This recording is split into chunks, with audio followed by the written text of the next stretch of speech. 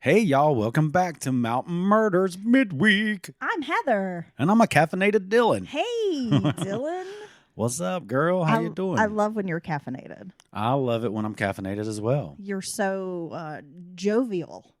That's a great word to describe me, don't you think? Yeah, very jovial. Very jovial. How you been? I've been good. In the day or two since we were last on the mic. I got to say, I really enjoyed the last time we recorded in that story you laid out for us. The Ira Einhorn? Yeah. The unicorn? Oh, my gosh. What a butthole. I'm glad you enjoyed it. How are you doing, Heather? You know, I'm enjoying the signs of fall all around me. The leaves have definitely started to show us more color this week. Just got in from taking Rufus on a long walk. Oh. It was so nice out because it's a bit overcast today and it's definitely cooler than it has been, but it's still quite enjoyable temperatures. Yeah, you can still have T-shirts and shorts. Yeah, T-shirt, shorts, but not the scalding heat and humidity of the summer. It's a really nice day out. So we had a nice little jaunt around town. Rufus barked at some tourists. I've trained him well. He's such a good boy. He always senses the outlanders. Outlander. And barks at them. Yes, we have been fully invaded. And he pisses on the tires of their Suburbans. He's just like, here, I'm going to give you a little something to take with you. Yeah, so I see you're driving that Beamer. I'm going to piss on it. So I'm like, good boy, Rufus. Yes, it's a beautiful overcast fall day. It's perfect. Earlier, I went out with just my T-shirt and my panties on. And yeah. Damn. I'm really feeling it today. T-shirt and your panties on. My T-shirt and my panties on. I was going to ask, should I start calling you Adina Howard now? That's one of those songs that I sing secretly in my car. Okay, so back in the day, she may kill me for saying this because she does listen to the show, but my bestie, she secretly loved that song. Yeah. Yeah. I don't think anyone openly admits We it. would kind of jam it in our dorm room. Yeah. But it was one of those that she kind of always liked. Well, Julie, I'm calling you out, girl. Well, it's one of those songs. It's almost like it's I don't know. It's almost taboo. You know, I felt like it was back when it came out. It was like it's kind of salacious, right? I would just like to hear about having on my moo and my bloomers. Stained T-shirt and my boxers on. Got my granny gown on tonight. I'm telling you, it's made from flannel because it's cold at night. I gotta say, moo-moos are sexy. Why? Because they just like the house coat that just opens up the front with those buttons. Yeah, Granny knew what she was doing. Then I could be like the Pussycat Dolls and be like, just loosen up my buttons because they snap right in the front. Yeah, that's why Papa was so dedicated to your mama. Is the moo-moo. You think so? I think so. Okay. Dylan, October is upon us. It is fully upon us. Okay, I'm ready to do the Monster Mash. I can't wait. I'm excited. Last week, we brought you some famous murder houses. We have more murder houses in the can. We are just waiting to release those. I don't mean they're hiding in our bathroom. I just mean we've got them in the queue, and we will be talking more murder houses this month because it is October. Killer houses, bud. We love Halloween. We've been enjoying. I tell you, we fully embraced. I think listeners realize on October 1st, we just got into it. We may have started before October, the spooky month. We're going to make the most of it, and we hope everyone else does too. Have a good time. Yeah, for the first time, we've decorated our home with Halloween decor. We Got a did. little spooky graveyard happening in the front yard. You put up some lights. You're like the Clark Griswold of Halloween. I take it very seriously when I do it. I think I could actually do that as a profession, which I've actually seen some signs around, some advertisements for companies that install Christmas lights for you. Nice. I think that's a really good gig. It is. While Halloween is meant to be spooky season, Dylan, filled with fun, some true horrors have occurred in the history of Halloween. So I thought we could look into some of the most notorious murders to happen on Halloween. Oh, this is perfect. Are you ready, Dylan? I'm ready. On October 31st, 2010, Devin Griffin, 16 years old, came home after spending the night out. According to a report made by the Sandusky Register, Devin began to search the house after noticing an eerie silence. Devin was then met with a gruesome scene as he found his stepfather laying in a pool of blood in bed. Oh my gosh. 16-year-old Devin fled the scene and contacted his aunt, who contacted the authorities. 24-year-old William Lisk, Devon's stepbrother, had used a claw hammer to bludgeon his father, William Lisk Sr., age 53. There's something about a hammer as a weapon that just terrifies me. Being struck with a hammer, it scares brutal. me. It really scares me. There is just no other way to describe the kind of atrocity that occurs when someone is bludgeoned with a hammer. Yeah, upon the head especially. It is just a gory bloodbath. Horrific. I sense shivers up and down my spine. Lisk, Devon's stepbrother, had also shot his stepbrother Derek Griffin, age 23, with a .22 caliber rifle, and did the same to his stepmother, 43-year-old Susan Lisk, after sexually assaulting her. Oh my This gosh. is a very disturbing case. The Lisk murders. Lisk pleaded guilty to 3 counts of aggravated murder, he did sustain a self-inflicted wound in his jail cell in 2015. He sustained what? A self-inflicted wound? Yes. And he died in prison from the self-inflicted wound. See, that's the thing. He should have started with himself. Now, at the time that he was found in his cell, William B.J. Lisk was 29 years old. This was on March 31st of 2015. And he was at that time, serving 3 life sentences with no chance of parole after he pled guilty to these 3 counts of aggravated murder after killing his 3 family members on Halloween night, 2010 in Benton Township. Jeez. Now, so you come home and it's eerily quiet, and I'm going to assume normally the home isn't quiet, right? Most people, there's something going on. Well, and if this is like a Halloween night, yeah, you've got to think about trick-or-treaters. You expect activity. The neighborhood's probably abuzz, and then you walk into your family home knowing that your mom, your dad, your stepdad, your step-siblings are in the home, right? Supposedly, but it's quiet. All the lights are off. That would make me instantly think about the Michael Myers movies. I would think my family was hiding and they were going to jump out and scare me Well, because you're kind of an asshole. And I just imagine that you would get the kids and you guys would like purposefully try to scare me. Blah, blah, bash. So my first thought would just be like, oh, great, I'm going to walk into this and Dylan's going to like leap down from the top of the refrigerator and tackle me or something. See, my first thought would be very seldom am I home alone because I'm much like Kevin. I'm not trusted to be home alone. It's very true. And, actually, I saw this great meme the other day. It's like, what if they do a modern, a remake of Home Alone, but it's a grown Kevin McCarthy defending his home on Purge Night? It's McAllister. Kevin McCarthy. What the hell? I'm like, that's the guy who just got ousted. Well, I prefer to have Kevin McAllister as House Speaker. But yeah, I do too. I think a 10-year-old would be a much better House Speaker than anything we've had in the last 40, 50 years. So go for it. So yes, little Kevin or grown Kevin McAllister is now defending his home on Purge Night. Wouldn't that be a great movie? On Purge Night? Yeah. Okay. All right. Well, before his sentencing in September of 2011, Lisk apologized for killing his family, blaming mental illness and Satan for his actions. Yeah, those 2 things lead to a lot of trouble, honestly. It's, yeah. Yeah, you got to watch out for Satan. Not today. Not today, Satan. Maybe today. Not today. See, what would happen if I came to his eerily quiet I have a home? T-shirt that says, maybe today, Satan. It's a great T-shirt. And when I wear it in public, I get a lot of stares. So I come into this eerily quiet house. First thing I'm going to think is, wow, I actually get the home to myself for just a minute. So what I'm going to do is I'm going to sit down. Nobody wants to know what you're going to do when you have 5 minutes alone in the house, Dylan. I feel like this is going to devolve into an X-rated story that we don't need to discuss. I was just going to say, I would sit down and watch an action movie because you're not into action movies. And when I'm trying to catch a good one, I have to do it when I'm by myself. Like last night at like 3 a.m. Well, yeah. Yeah. And so what would happen is I would not discover your dead bodies and you and the rest of the family until after the predator went off. That does not surprise me at all. I'm like, well, 2.5 hours later, I found them. Well, you're fairly unobservant, non-observant. I don't know what the proper term is for that right now. Unable to observe. You're not very observant. So I'm just imagining that you would walk past like my dead body in the floor and you would just be like, oh, she must be trying out some new yoga pose, and then just step over me and go to bed. Oh, bless it. It's so tired it went to sleep right here in this Kool-Aid. It's true. Oh, you're special. That's why we love you, Dylan. Baby, I would smell the blood in the air.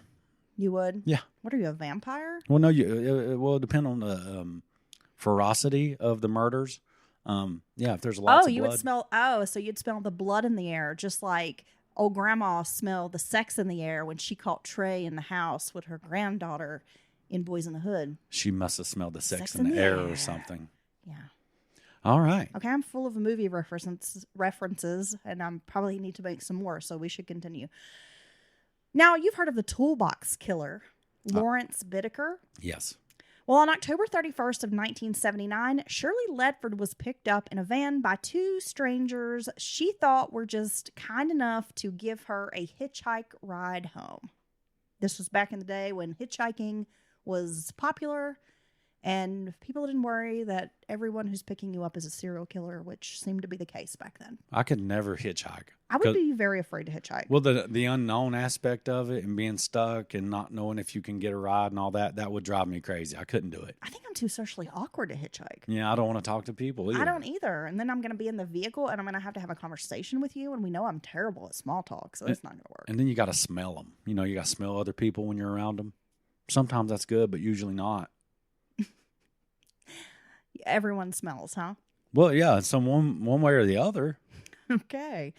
But these men, their intentions were much more sinister, Dylan, than just giving this lady a ride home. Lawrence Bittaker and Roy Norris were infamously known as the toolbox killers as they tortured their victims, teenage women in Southern California, with common household tool items such as pliers, hammers, and ice picks. Oh, my goodness. So after torturing Ledford, they disposed of her body on a stranger's lawn. This would be the final toolbox killer's victim, as an acquaintance of Norris would turn them in. And this is according to the Daily News. Bittaker was sentenced to death in March of 1981 and died of natural causes in San Quentin State Prison in December of 2019. Norris took a plea deal for life in prison and died of natural causes in California Medical Facility in February of 2020. Good. Oh, Fuck them toolbox killers. Torturing someone is just very sadistic. It's deeply, deeply sick. It's very sick. I mean, murder and all that's horrible anyway. But as our listeners well know, we think we have categories. These are like true psychopaths. There's no rehabilitating these people. No. And I know we have mixed feelings often about the death penalty, but folks like this, they are so far gone. They do not belong in society, and they need to be eradicated. It's true. And we were rewatching Silence of the Lambs the other night, and I forgot how incredible Anthony Hopkins' performance was. Oh, he's amazing. Well, I was reminded. I didn't forget, but I was reminded how incredibly scary he was. And, every opportunity he got, he would attack someone, bite their nose off, a nurse, whoever. And I was just like, why is this guy being housed? Why is he being kept? He should be taken out back and a bullet in the back of his head. So it's just like you said, someone that far gone, that sadistic, they're just not. It's almost like they're not even human anymore. They're an animal. There's a simple solution. Yeah, it's called a bullet. Yeah, it's called a tall tree and a rope. Oh, bring back the public executions. I really do think a public square with some gallows erected in it may calm some people down. You know what I mean? If you know for a fact, if you do XYZ, whatever, the certain rape, murder, molest kids, and you're going to have your time in court, and you're going to have a very quick appeals process that happens in a matter of a week or two by some, independent panel, if you will, and then you're dead. If it's found to be upheld, you're dead. The Bundys, you're killed. The Gacy's, yes. The Dahmers, the toolbox killers of the world. Yes, if we find people's heads or 30 boys buried under your house, then guys, I mean, do we even have to bother with a trial? Exactly. But whatevs, they don't deserve to be alive, and we should not be funding them. Our tax dollars should go elsewhere. All right, so moving along here, we have a Halloween crime of passion to talk about, Dylan. Oh, my gosh. After settling down for the night, Peter and Betty Fabiano awoke to a doorbell ring on October 31st, 1957. Peter, thinking it was some late-night trick-or-treaters, went to the door with candy in hand.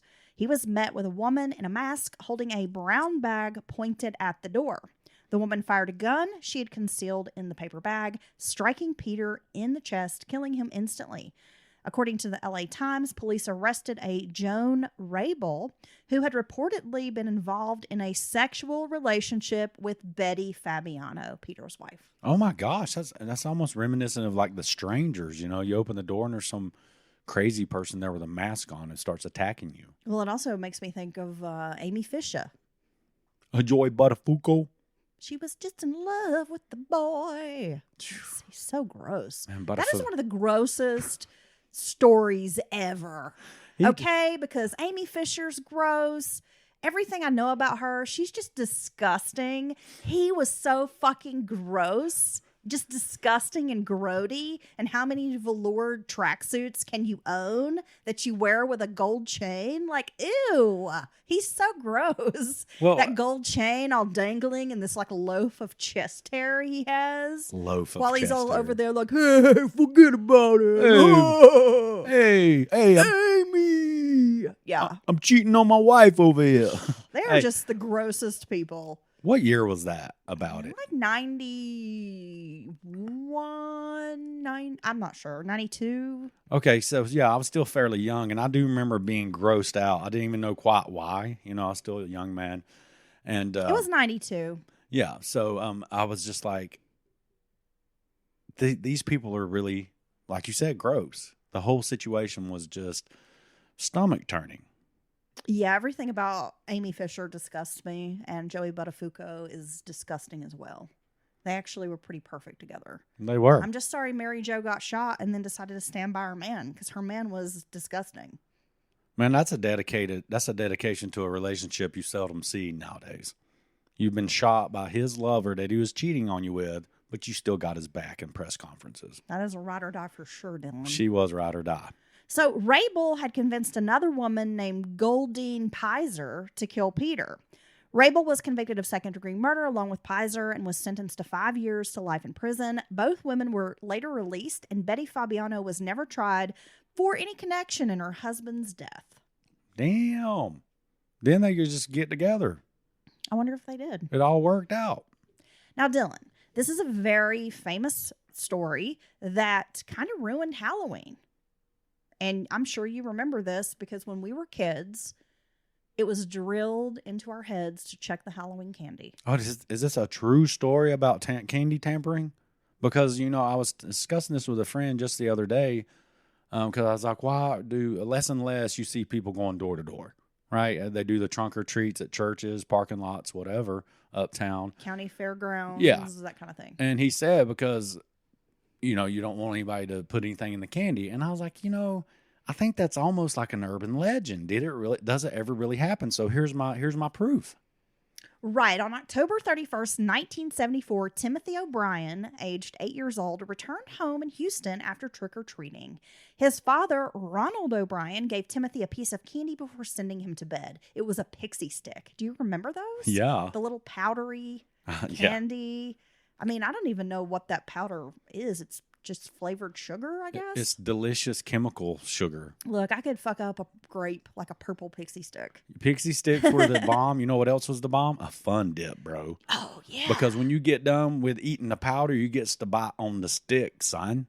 You like to bite on the stick, don't you, Dylan? Hey, we had some good candies back in the day. Candy cigarettes taste good. Dude, now they're just candy sticks. So they used to have a little like skinny straw-like pixie sticks, but then they had the big pixie stick that you could get at like a candy store or like the Cracker Barrel. And I would always beg my grandparents because I could get them to buy me ridiculous candy that my parents would be like, fuck no, you're not getting that.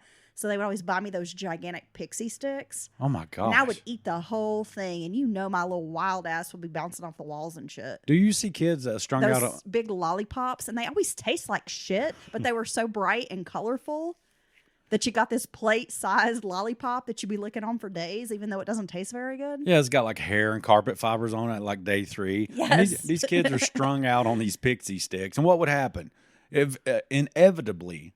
Especially the big one. No, Dylan, not everyone was snorting the pixie stick. No, I'm like not snorting you, it. I wasn't snorting a damn pixie stick. But the end gets wet.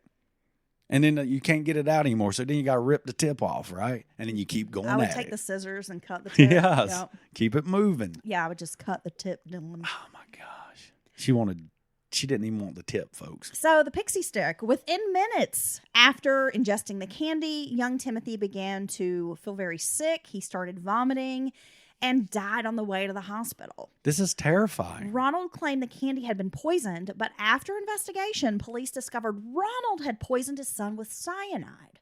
So This guy. Once again, Fucking monster. it wasn't a stranger. It wasn't a stranger who tampered with the candy. Now, we grew up hearing about the razor blade and the apple. Now, could you freaking imagine? Well, I was always confused about that because how could you get a razor blade and an apple without people knowing? Well, think about it. Do you take an apple, turn it up, and look at the bottom? Because that's how I'd put the razor blade in. I'd tap it down on the razor blade to where it looks perfect, just sitting there. It looks perfect apple. Look, I'm neurotic. When I get an apple, I examine the whole apple. If there's any kind of bruise or scrape or anything on it, I'm not going to eat it. And that's what's wrong with Americans. We throw out perfectly good food. Because they call it ugly fruit. Well, no, I cut the ugly parts out and eat it. But I'm just saying, I examine everything that goes in my mouth, Dylan. That is very true, folks. And no, but could you imagine, as a kid, I always just couldn't, obsessive thoughts about biting into this apple with a freaking razor blade in it. And that razor blade, like going up between your teeth. You know how hard you bite an apple? And going up between your teeth into your gums? Oh, my God. Makes my skin crawl. Well, now I know how to torture you later. Okay. You don't be tampering my damn apples. You know I like a solid gala apple. A gala? Gala, whatever it is. O'Brien had recently taken a new life insurance policy out on his son and was trying to gain the life insurance funds to pay off his debts. Now, this story sparked the media. People just ran with the story. This created chaos and terror across the United States. People stopped allowing their kids to trick or treat. They examined all of the candy their kids would get before allowing them to eat it. Some parents would throw the candy away. It was just the act of the kids getting to go out and trick or treat, but then they would throw the bags of candy out. But this created like a real hysteria. But did they read the whole story? Because it was his father that poisoned him. It wasn't the stranger with the candy. But it doesn't matter, Dylan. It was such a scary thought that word spread and people were like obsessed with this idea that razor blades were in candy apples. This is where the urban myth originated, folks. Now, my mama always made us come pour our candy out. She claimed she was checking it for tampering, but I realized years later she was pulling out all the good stuff. I didn't even realize I had a bunch of Heath bars and Snickers and stuff. Because my mom's was getting them and putting them back. Miss Kathy, yeah. You're listening to this. You go, girl. Good for you. She would leave. Little Dylan didn't deserve no fucking Heath bar. Look at him. She would leave me with like the little orange, little pumpkin. The little orange. It's like caramel almost, and it's wrapped up. It looks like a little pumpkin, or the little the ones in the roll. It's like little pieces of candy. They're flavored. What are those called? I have no idea what you're talking about. That was the worst description I've ever heard. It's candy and it's in a roll and it's colored. Yeah, it's the same like this on the candy necklace, but it's in a little roll. Like Smarties? Smarties. Is that what you mean? Yeah, I want some Smarties. Oh gosh. Well, honey, you need to get some Smarties. Okay? I'm not sure that's going to help your brain, but oh shit. I'm like candy and it's colored and it's in a roll. I mean, what? This is the perfect kind I immediately was thinking you meant those not quite Tootsie Rolls that are like fruit flavored, but they're the same consistency of the Tootsie Roll. Well, that's the kind of crap I'd get left. That's the kind of thing I was thinking you meant, not Smarties. Yeah, another one's like peanut butter flavor and it gets stuck all in your teeth, but it's wrapped in an orange wrapper. It's like a little pumpkin. God, she'd leave me all the gross candy. Mom, if you hear this, I'm going to come down there and I'm going to bring you all, I'm going to buy you all the gross candy you left me when you was picking out all the good stuff and putting it back for yourself. You know what? Your mama drove you around so you could trick or treat and she dressed you in a costume and she put up with your ass, so that's the least she deserves is some candy. So you're saying the fact that she facilitated everything to allow me to get any candy, she gets to do what she wants. Yeah, you pay taxes. She was just teaching you a lesson as a young boy. Yeah, what is she, the sheriff of Nottingham? Shit, she took all the gold. Yes. Why not? Man, we're on fire today. You know what? Parents deserve some candy, okay? They do. And she didn't take it all. For what we go through. My mom's a good person. On a daily basis, that one night out of the year, we deserve a full-size Kit Kat, okay? If there's a full-size Kit Kat. in the candy. I was gonna say, we didn't know any rich people we was trick or treating around, so nobody got. Well, when I was young, there's there was the one neighborhood where the rich people gave out the good candy, but now it's so bombarded by trick or treaters that they don't even hand out candy there anymore. I mean, even today. Oh yeah, they've stopped because people just go to that neighborhood, and those poor people are just like, no. Well, I hope trick-or-treaters come by my house because I will be sitting on the porch with a tall boy smoking a Marlboro Light, handing them some quality candy. See, you're the kind of guy, I would see you sitting on your porch with your Marlboro Light and your beer, and I would be like, no, kids, he looks like the kind of guy that's going to put some shit in your candy. It's not true. I would not let my kids trick-or-treat at your house. I'm just saying. Well, I'm not going to allow our kids to trick-or-treat at your house, Dylan. I don't want my kids to trick-or-treat at my house either. Yeah, I know. Boom. Y'all just get on somewhere. I love the kids. Sure you do. So a year after Timothy's death, Ronald was found guilty and was given the death penalty, which he deserved. Let's be honest. Speaking of the death penalty, I know someone else who deserves it, who is going to get the death penalty. Here, this is a breaking news story here in Haywood County. Noah Bolden. No, they're not. They've taken the death penalty off the table. You're Dylan. kidding me. Did you not read the newspaper? Well, I was trying to read the headline, but I didn't have 4 quarters. Yeah, well, they're not going to try him. It's not a death penalty case. That doesn't make any sense to me. He will not face the death penalty. What he did to that woman was brutal. So, for those who live in the area, you may be familiar with this story. For those who do not, a man named Noah Bolden from Canton, North Carolina, is accused of killing an Uber driver, Julia Holland, on New Year's Eve. But he's not going to face the death penalty, which is some bullshit. Yeah, because what he did to that poor woman, he deserves to die. I think he's a monster. Well, to be considered a capital case, the defendant must be accused of first-degree murder and have at least one of 12 aggravating factors. 11 aggravating factors. Say they do not have any sufficient evidence of those aggravating factors in this murder. Okay. I did not realize that. You needed the aggravating factor. So the first was whether the murder took place in the commission of another felony, such as murder in the commission of a armed robbery or rape, but investigators could not find proof that the murder had been a result of rape or a kidnapping. The second factor considered was whether the murder was especially heinous or cruel, and the assistant district attorney who is trying the case said while the crime was heinous and cruel, it does not cross the legal threshold of especially heinous and cruel because there was no evidence that Holland knew she was going to die, was begging for her life, or was tortured. Okay. I mean, I know you got to have rules and criteria for everything, and oftentimes we may not agree with that, but I certainly do not agree with that in this case. Or any case. I'm sorry. We will discuss more of the Noah Bolden. That actually might end up being an entire case that we cover later when we have an outcome. Oh, that's a good point, and I'm sorry I had that backwards. But I do believe that we will cover the case in the future. I was happy. I really thought they were going to put him to death. Okay. Let's talk about another Halloween murder. Dylan, Nicole Marie Hutchings vanished from a Halloween party in 2004, and for almost 3 years, authorities were unable to piece together her whereabouts. Finally, in March of 2007, a woman shared that she had been murdered and that her boyfriend had been involved. The police traced the case to Lauren Bowers, her boyfriend, who had previously served time for molesting 2 underage girls. Lauren and his friend threatened to kill Nicole if she spoke to authorities about molesting their roommate's underage daughter.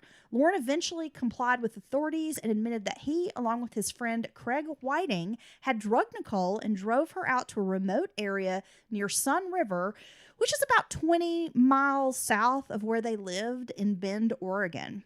Craig beat her to death with a metal club. They buried her in a shallow grave Lauren had dug and threatened the people at the party not to speak about it. I'm not going to keep quiet on that. You can threaten me all you want because I can get a metal club and beat you in the damn head with it too. In 2008, Lauren and Craig were sentenced to life behind bars with no possibility of parole. They are currently serving at the Oregon State Pen in Salem, which is located in Marion County, Oregon. See, this is a group of people, life without possibility of parole. And I'm talking about the people who obviously did it. I don't want any gray areas. I don't want people that were, convicted on mostly eyewitness accounts because we all know that can't be trusted oftentimes. But these are the people we should be doing medical experiments on to further medical science for the rest of society. People on death row, people that are in jail for murder, rape, molestation for the rest of their life with no chance of parole. Yeah, and that would save the rats and the puppies. We're going to talk about another Halloween murder, Dylan. Chelsea Bruck attended a house party on October 26th of 2014 with her friend and a designated driver. Bruck and her friend lost track of one another, and her friend eventually left the party early without her. Bruck went outside for fresh air and was asked multiple times if she needed a ride home.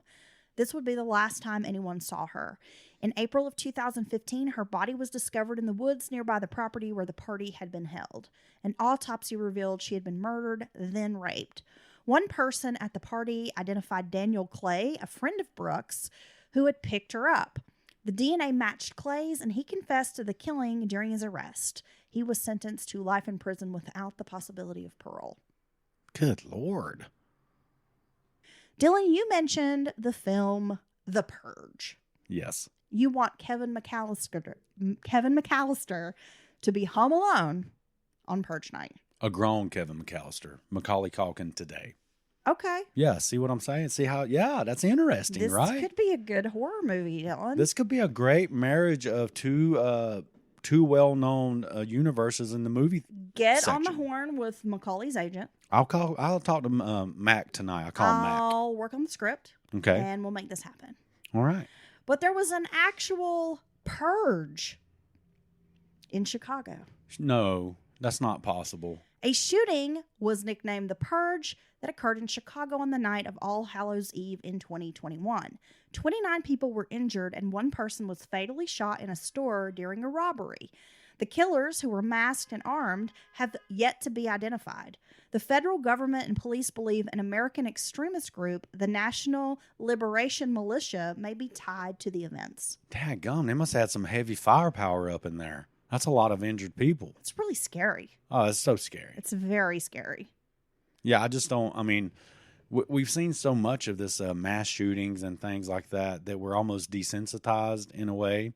But it truly is horrifying to be just going about your every normal day and someone to come into a soft target where, it's just regular folks and start shooting, intentionally shooting at random.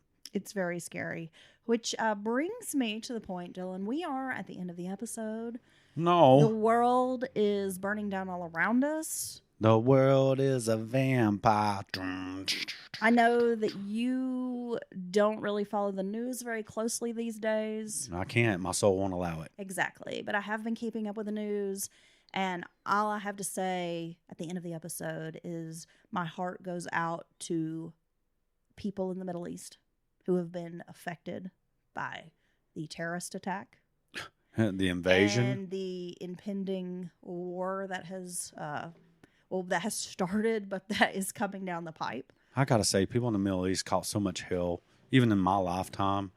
It's just like, I don't get it. I just don't get it.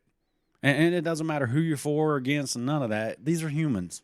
These are human beings being devastated, bombed, bombarded, raped, murdered, terrorized. And then this happened in Israel. I'm just talking about the American invasion of the Middle East. Innocent civilians. Civilians, innocent. Are the ones who will be most affected. Yeah. And that's really sad. It's always the most innocent. We try to avoid discussing politics here. And when we do, oftentimes people don't like that. No, this is a true crime podcast. We won't get too much into it. But all I have to say is, I'm feeling very, my heart is very heavy the last couple of days because I have been following closely what's going on. And it's very heartbreaking for me. And I just feel like we are all not in a good place in this world. And I don't know what the answer is, but at the end of the day, it's usually innocent people who are just trying to go about their life and live and take care of themselves and their families are the ones that end up getting screwed. Well, they always in war. They always catch the brunt of it. The most innocent and the poorest people, or that can't afford to yeah, flee. right? I mean, it's a lot. It's so sad. War, what is it good for? Absolutely nothing. Say it again. You Yeah, exactly. know what I'm saying? No, I know what you're saying. No, thank you. That was heartfelt, and this is true. I know that this has really been hitting you hard, and I don't ignore these things. I just can't. I have to unplug. You know, there's been times in my life where I get that. live, breathe, and drink this I must stuff. unplug very often because it is not good for my mental health, and I'm someone who is like a news junkie. I always have been, and I think that's just because my interest and background's always been journalism and writing and reporting. So from a very young age, I would read the newspaper front to back.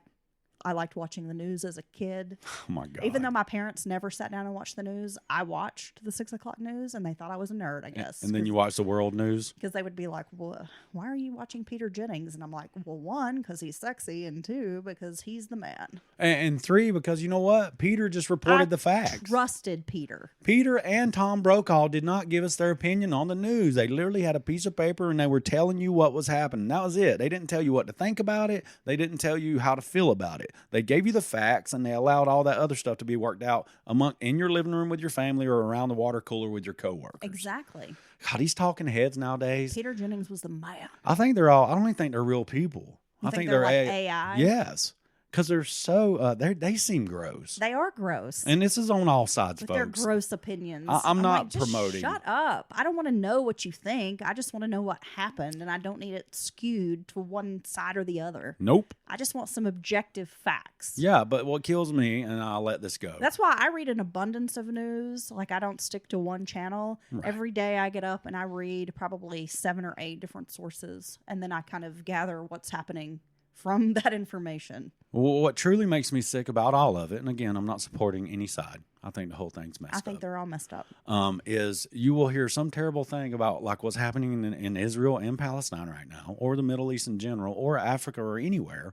And then they follow it up with, is Travis Kelce's ex-girlfriend mad at Taylor Swift now that they're dating? This is disgusting. This is crap I don't care about. That's Travis. Why is that news? Kelce and Taylor Swift's business. I don't care. Is that how you say his last name? Kelce? Yes, Kelce. Okay. And because I'm like, I've never heard that name before until Taylor Swift started. That's because you don't watch football. And he was, Mahomes' number 1 receiver, won multiple Super Bowls together, whatever. Great, receiver in the game of football. That's people put so much energy into while the world burns all around us.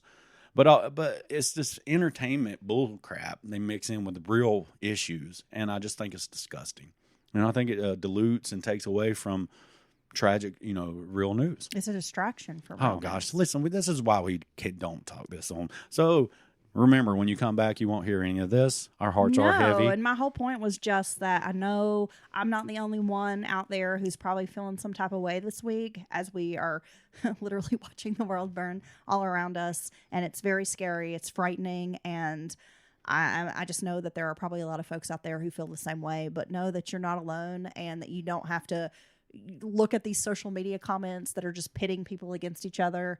There are those of us out there who are feeling confused as well and are not taking a side because we see it all as a tragedy. Yeah. Like all around. Everything. And you're not wrong for feeling that way. So you don't have to pick a side. You can just recognize that the whole thing is fucked and you are allowed to feel some type of way about it. And hopefully we will have some resolution in the coming weeks, because it's very scary to me what's happening right now. And I will tell people that all I want them to know is, you are not alone. You're such a dork. Because I am here with you. And this right here, Heather, this is what you're talking about. All this stuff going on. It's true horror. The images that we are seeing coming out of Israel and out of Gaza, it is horror. This is like real life.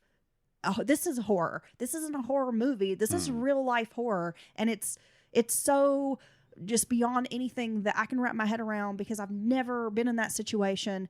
I'm privileged to never have lived in a war-torn country or to have experienced this kind of thing on American soil. I think we are all very lucky that we've never had this kind of thing happen in our lifetime right in front of our faces.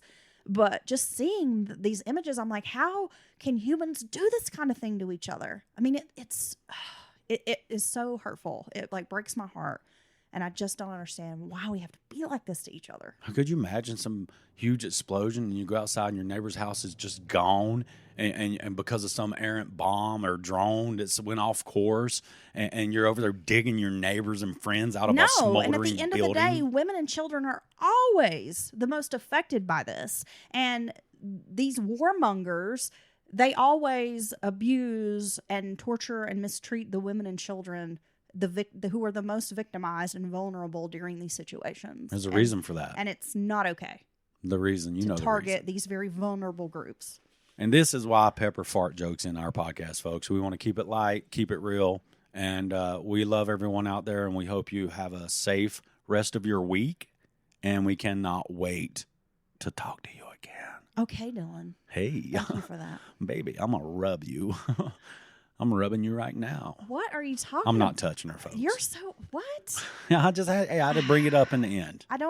I'll leave them with a smile. I'm not sure what you're rubbing. It's not me because I'm across the table. And if you're going to rub yourself, Dylan, you should probably wait until you're alone in the house. Again, alone in the house is the key word here. Watching action movies. I'm not rubbing anything. And that was Rufus I was rubbing. I'm mistook you for Rufus. You are... Look, I haven't shaved my leg in a minute, but that's unfair. when you run his lipstick out on me, that's when I realized it wasn't you. That is unfair, okay? I have not shaved my legs in some time, but I know that I do not feel like the dog.